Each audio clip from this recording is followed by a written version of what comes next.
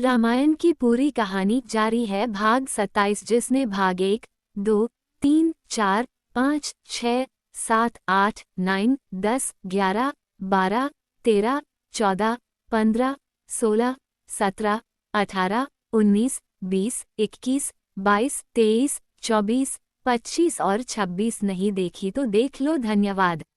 भाग 27। सनातन धर्म व भारतवर्ष के हर पहलू के बारे में हर माध्यम से जानकारी जुटाकर उसको संपूर्ण व सत्य रूप से आप लोगों तक पहुंचाना मेरा उद्देश्य है।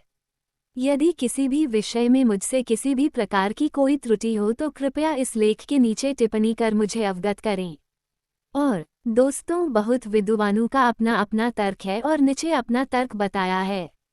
यदि आपको ठीक लगे तो सही, नहीं तो आप अपने तर्क से सोचें।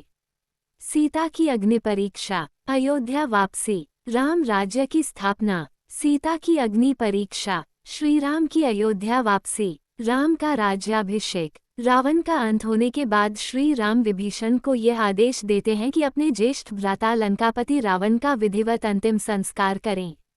रावण का दाह संस्कार करने के बाद श्री राम के कहने पर लक्ष्मण जी लंका में जाकर विधिवत विभीषण का लंका के राजा के रूप में राज अभिषेक करते हैं। लंका का राजा बनने के बाद विभीषण जी श्री राम की सेवा में आते हैं, जहां श्री राम विभीषण का अभिनंदन करते हैं और उनसे कहते हैं कि अब वह देवी सीता को सम्मान के साथ उनके पास पहुंचा दें।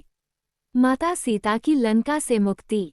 विभीषण श्री राम की आज्ञा का पालन करते हैं और सम्मान के साथ माता सीता को पालकी में बैठाकर श्री राम के पास पहुंचा देते हैं। देवी सीता के आने के बाद श्री राम लक्ष्मण जी को अग्नि का प्रबंध करने के लिए कहते हैं और कहते हैं कि सीता को उनके पास आने के लिए अग्नि परीक्षा देनी होगी।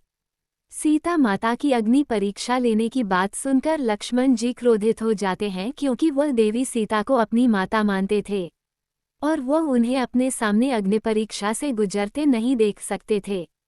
इसलिए लक्ष्मण जी श्री राम के इस आज्ञा का विरोध करते हैं, लेकिन श्री राम के द्वारा जब लक्ष्मण जी को सच्चाई बताई जाती है तो वो उनसे सहमत हो जाते हैं और भूमि पर अग्नि का प्रबंध करते हैं। सीता की अग्नि परीक्षा। जब माता सीता पालकी से नीचे उतरती हैं तो श्री राम की तरफ बढ़ती हैं। देवी सीता को अपने तरफ आता देखकर श्री राम उन्हें अग्नि की तरफ इशारा करते हैं। अपने पति श्रीराम का ये संकेत सीता जी समझ जाती हैं और अग्नि परीक्षा देने के लिए अग्नि में जलती चिता के बीच बैठ जाती है। लेकिन सब कुछ जलाकर राख कर देने वाली अग्नि माता सीता को तनिक भी हानि नहीं पहुंचा पाती। अग्नि में भी माता सीता को सकुशल देखकर वहां पर उपस्थित सभी को माता सीता के पवित्रता और पतिव्रत धर्म का साक्ष्य मिल जाता है और वे सभी उन्हें नमस्कार करते हैं।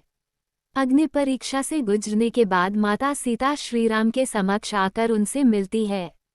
यहाँ सब देखकर श्रीराम के पिता राजा दशरथ स्वर्गलोक से आते हैं और श्रीराम, सीता और लक्ष्मण को आशीष देते हैं। इस सब के बाद श्री राम को यह चिंता होने लगती है, क्योंकि भरत में श्री राम के चरणों की शपथ लेकर कहा था कि यदि वनवास की अवधि पूर्ण होने के बाद एक दिन भी अगर देर हुई तो वह अग्नि समाधि ले लेंगे। और उनके 14 वर्ष के वनवास की अवधि समाप्त होने में कुछ ही दिन शेष थे। अपनी चिंता का कारण श्री राम ने जब विभीषण जी को बताया तो विभीषण जी ने उन्हें इसका समाधान देते हुए रावण के पुष्पक विमान का जिक्र किया।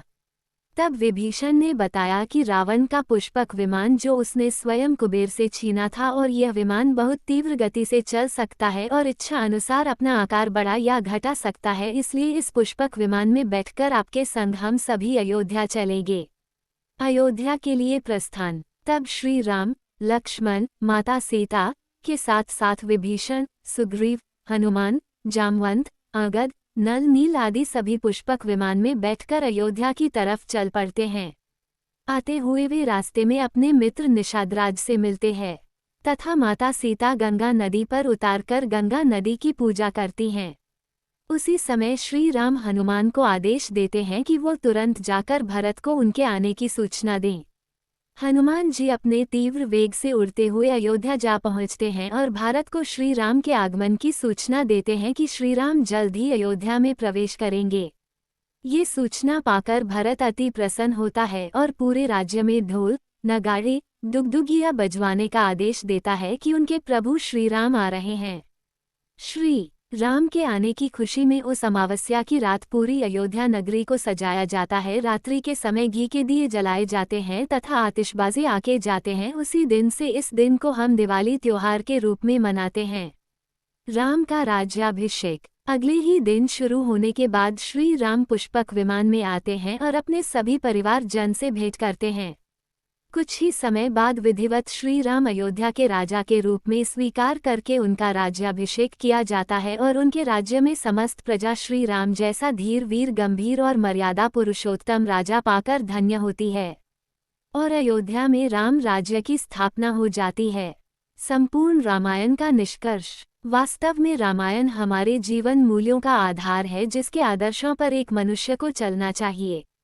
इसमें श्रीराम के जीवन कथा को दर्शाया गया है, जिसमें वह अपने कर्म के बंधनों में बंध कर कैसे दुख उठाते हुए भी धर्म के मार्ग पर चलते हैं, जिसमें अंत में उनकी विजय होती है। कोई भी मनुष्य दानव कितना भी अधिक शक्ति प्राप्त कर ले या कितने भी वरदान प्राप्त कर ले, यदि वह बुराई पर चलता है और अधर्म का मार्ग चुनता है तो भगवान स्वयं आकर उसके अहंकार का अंत करते हैं। यही रामायण में भी विदित है कि तीनों लोकों का अधिपति होते हुए भी रावण का वध एक मनुष्य के द्वारा होता है। रामायण हमें ये शिक्षा देती है कि यदि पिता हो तो दशरथ जैसा, जिसने अपने पुत्र मोह में प्राण त्याग दिए थे। पुत्र हो तो श्रीराम जैसा, जिसने अपने पिता के वचनों का मान रखने के लिए हंसते हुए 14 वर्ष का वनवास स्वीकार किया।